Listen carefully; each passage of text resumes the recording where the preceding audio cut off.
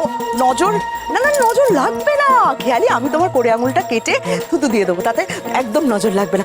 আরে বাবা বুঝতে পারছো না খেয়ালি, এই মেয়েটাকে আমি একদম বিশ্বাস করি না। ও দায়িত্ব নিয়ে তোমাকে সাজিয়েছে, কিছু যদি একটু তালগোল পাকিয়ে রাখে তখন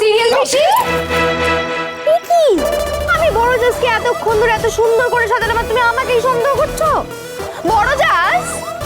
হ্যাঁ, ওদিকে তো তোমার বাবা মা চলে এসেছে, সবাই চলে এসেছে। চলো এবার তো হবে তোমার grand entry with a grand opening, আর তার সাথে একটা সারপ্রাইজও আছে। সারপ্রাইজ? তবে ওঠো ওঠো ওঠো, চলো চলো চলো চলো চলো। হ্যাঁ এই তো ধর, এই তো চলো চলো চলো, এই আস্তে।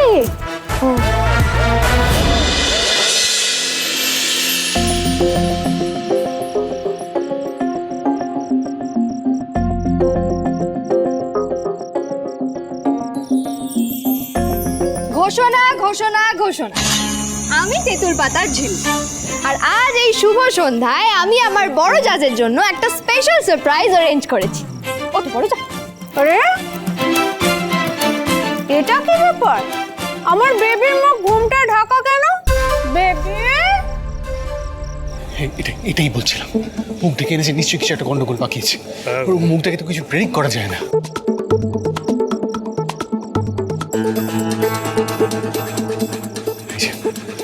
একদম বাড়াবাড়ি করবেন, তোমাকে কিন্তু বারণ করেছি আমি।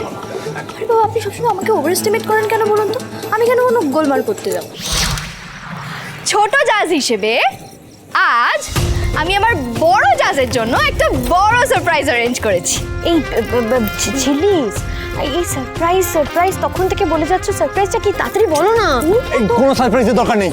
বেবজি তুমি ঘুমটা ধরো তো, আমি বলছি। না রানাদা, সারপ্রাইজটা দেখলে এমনি ঘোমটাটা উঠে যাবে।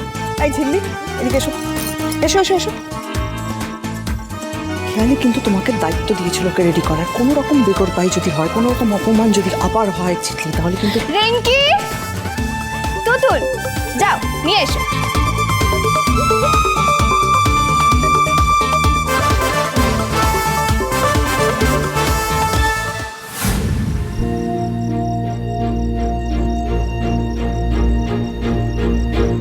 প্রেজেন্টিং আর ভেরি মিষ্টি মিষ্টি বড়ি।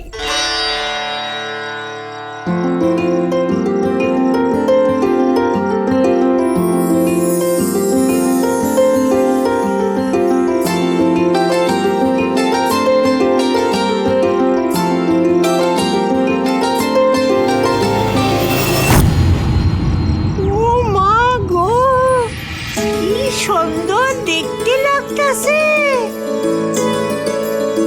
কংস মামা আমাকে সুন্দর লাগছে তো, আমাকে আর বকু দেবে না তো?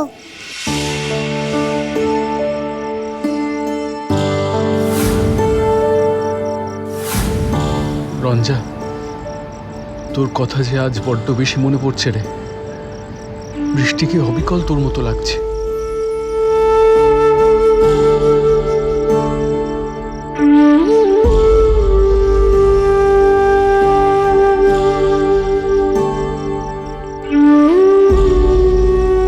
দেখো মা, ঠিক রঞ্জার মতো লাগছে না। মনে পড়ে যাচ্ছে সেই ছোটবেলায় বয়েজ লাইক রঞ্জা এরকম পরি সেজেছিল, আমি কার্ডবোর্ড কেটে এরকম ডানা বানিয়ে দিয়েছিলাম। একদম মায়ের মতো দেখতে হয়েছে। মায়ের মুখ কেটে বসেন।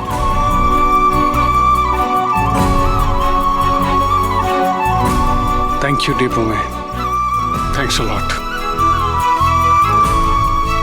আজ তুমি আমার রঞ্জাকে আরো একবার আমার কাছে এনে দিলে, কিন্তু মিষ্টির এই সাজ খেয়ালির জন্য সারপ্রাইজ কেন?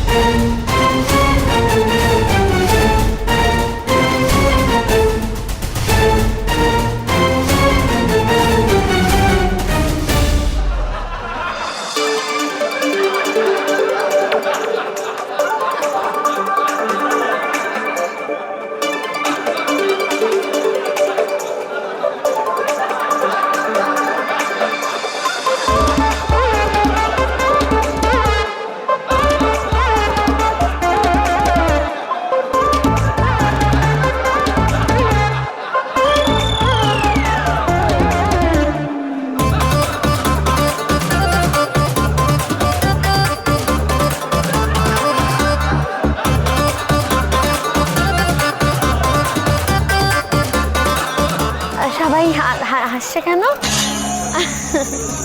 আমাকে নিজে খুব সুন্দর দেখতে লাগছে, তাই না? খেয়ালি ভেতরে চলো। ভিতরে? কেন ভিতরে কেন যাব? আমাকে খুব সুন্দর দেখতে লাগছে আন্টি, তাই সবাই আমাকে দেখে হাসাহাসি করছে, তাই না মাম্মা? না একটু শোনো, ভেতরে চলো। ভিতরে চলো, যাবো চলো, না তো? না আমি যাবো না ভেতরে। আশ্চর্য। এই যে এদিকে ফেরো। তোমাকে দেখে কেউ খুশি হয়নি, তোমাকে দেখে সবাই মজা পাচ্ছে, মজা পেয়ে হাসছে। এই দেখো দেখো।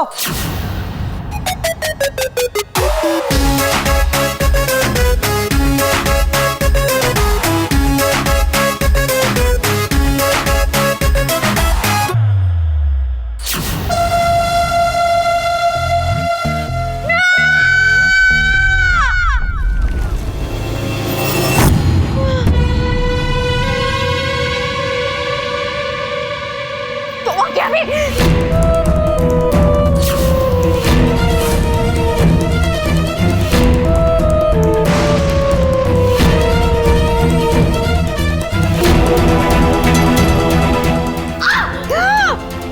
এসবের মানে কি? হ্যাঁ, এসব তোমার কাজ না? এই! তুই যদি আমার বেবির সাথে এটা করে থাকিস, তোকে কিন্তু আমি ছাড়বো না।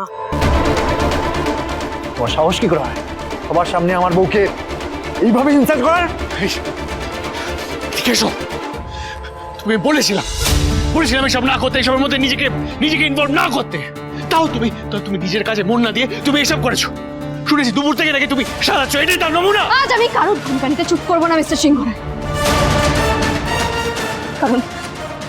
কারণ হেভিজ দ্য ব্যাপার মিষ্টিকে টার্গেট করেছিল।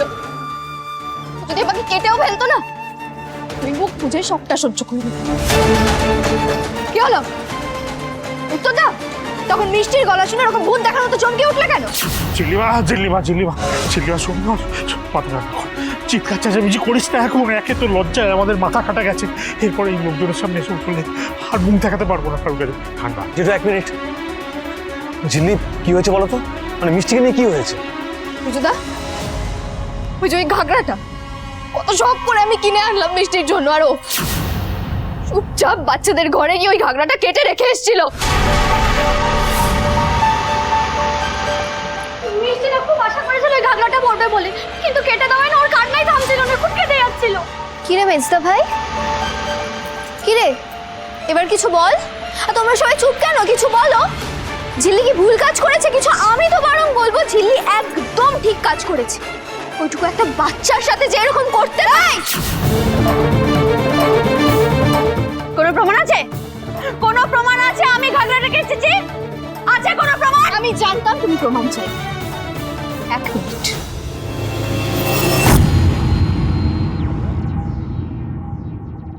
এই যে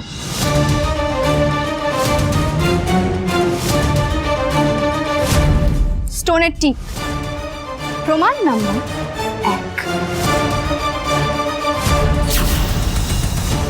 দেখো তোমার কপালে চোখের পাশে এখনো চকচক করছে এই টিপগুলো। এই টিপ না এ বাড়িতে তুমি ছাড়া আর কেউ পরে। আর